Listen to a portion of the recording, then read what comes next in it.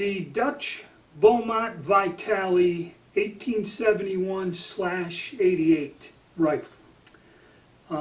This is going to be kind of where I tied everything in with the Italian Vetterli Vitales. This gun here is another interesting gun, and how it's connected is the magazine on these guns. These are model 7188s. There is an earlier version called the model 1871, which is the single shot version of this gun. I've tried to procure an example of it several times, but the price got extremely high, you know, upwards in there towards $1,000, which, you know, it's a call. I don't have one to show you, but basically what it is these guns were all 1871s. The Dutch did not manufacture a bunch of these, and what these rifles are is they are 1871s that were modified later with a 4-shot Vitale magazine. Now this is all connected to the Russian-Turkish War and the siege of Plevna, and that's where the Turks inflicted heavy casualties on the Russians using Winchester 1866 repeating rifles. So a lot of these countries, Italy was one and the Netherlands was another one, had to figure out what they were going to do to get their army somewhat up to speed. And as the date shows, 1888, smokeless powder was kind of already on the scene, so the Dutch did not have a huge arms industry, and Beaumont ended up getting the contract to do this rifle conversion, and they converted their old guns in the 1880s to 4-shot repeaters with magazine cutoffs and the like. Now, I did a video on the history of arms manufacturing in the Netherlands. I'll put a card into that. So check that video out, and I go into detail of what happened. But basically, a company named Stevens in Maastricht, the Netherlands, and started to make these guns. And Beaumont was more or less a designer. He was not a manufacturer. He was the guy that designed the gun. And there was a whole sordid tale of lawsuits and everything else. They produced this rifle in a single-shot version. Then later on, the Stevens, when he passed away, his company kind of went bankrupt and was up for sale. And then Beaumont got money and ended up buying the arms manufacturing company later on. And eventually, when they redesigned these, he owned the company and did a lot of the conversions. And like I said, arms manufacturing was not a big thing in the Netherlands, so they made other things in the factory other than weapons. Basically, I'm not quite sure. I think typewriters and other different odd things were done there, and weapons were one of the things they did.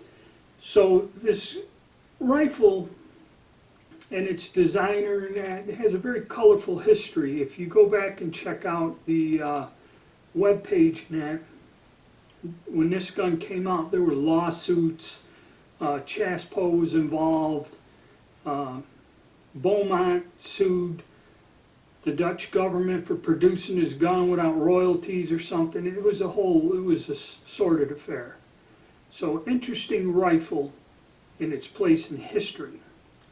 But the thing about this gun is, I'm going to do another video and tie a card in, top 5 rifles, military rifles of 1875. Now, there was a German that came out in this thing in the Netherlands, and he said the top 5 best military rifles out there, in his opinion, of course this is a German, in 1875. He listed the 5 different guns. They were all single-shot rifles at that time. Nobody really had repeaters. The Beaumont was in there, along with 2 German guns, a Russian, French, and that. And I will do a separate video, and I have 4 of the 5. One of them I don't have, so we'll do a video and look at them. But this was considered technologically a superior rifle at the time. So now, in terms of collecting value and all this other stuff, let's get into that while we're here before we take an in-depth look at the gun. These are fairly common. You can find them. Okay, I went on the gun broker, there's a whole bunch of them. Now, be warned, I have this other gun here underneath. It looks like a carbine, okay? In this guidebook, the 1871 single shot, not these converted ones, it does list a carbine, same with 22-inch barrel fitted for socket bayonet. I've never seen one. I haven't seen single shots that often, other than 2 or 3 that came up the past 5 years, and they go quite high. This is actually a full-size gun that was cut down. This was done in the United States after they came on the market, a surplus, because if you see this gun, it's huge and that, and if you're trying to sell an inexpensive gun to hunt, then you need something a little bit shorter. You know, I think I paid a little over $100 for this gun, and it's a shame because the gun's all matching and in beautiful condition, no rust or nothing, and then of course they take the best examples and they sporterize them for resale value. So this gun was done by a surplus distributor, I'd say in the 50s, okay? So, because the Dutch used these weapons in reserves up to World War II, especially in their colonies, and I think even, well, the Netherlands got overrun pretty quick during the war, but the Dutch still kept these in service up to World War II. So this is a 1950s, 60s surplus item, okay? And you won't find importation marks on any of these. I have not. They've all been in the country a long time. And like I said, they're common, they're around, but be careful. One thing, carbines, I'd be leery of it, because someone's going to tell you it's rare, you don't see them, and charge you a whole lot of money, but you may be buying a cut-down rifle, okay, which is not a carbine, all right? So bear that in mind. Number 2, you find these things sporterized, and I'm telling you to kind of stay away. What they generally do is we'll cut the stock off to here somewhere, then put one barrel band on there and hammer it in there and not really get it quite to lock up. There's a problem with this. The problem is only one screw secures the receiver into the weapon, ties it in back here. And these 2 barrel bands is what secures the gun into the stock. So when you cut the stock and only go to one barrel band that's hammered on there, you're kind of weakening the design of this weapon. And when you go to shoot it, it could be problematic. So I strongly suggest, and I've seen 2 or 3 of them, that was another thing people did, was cut them off, sporterize them. Stay away from a sporterized gun. Do not get it in your head that you can buy a sporterized gun or a gun with things missing, because finding the parts for this particular gun is near impossible. You would have to buy 3 or 4 incomplete examples to accumulate the parts to get them. And if somebody is selling the parts, they're going to charge you a ton of money. Okay? So it's best, if you're interested in getting these, like I said, they're common. They're easier to find than the 10.4 Italian Vetterlis. You will find these more often on the gun broker and up for sale than you will the Vetterli rifle in the 10.4 millimeter. Reloading for this is pretty straightforward and simple. Once you get past buying the CH4D dies, it's only a matter of trimming back, I believe it's 50-90 brass is what I use. Trim the brass back, anneal it, run it up the sizer, you know, do it so you don't get any dents in it, and you have a case that'll fit in this gun, this particular one. And then you use they don't make a bullet in the .45 caliber light enough, but generally you can get away with a 45-70 bullet mold to make a bullet for this. So it's not that terrible of a deal to do. You may have to get custom expanding plugs or that or whatever, and crimping it could be a, you might have to figure out a technique, but it's not that terrible a load for this gun. So they're common. You can get a halfway decent example, and most of them have good bores because they weren't used much.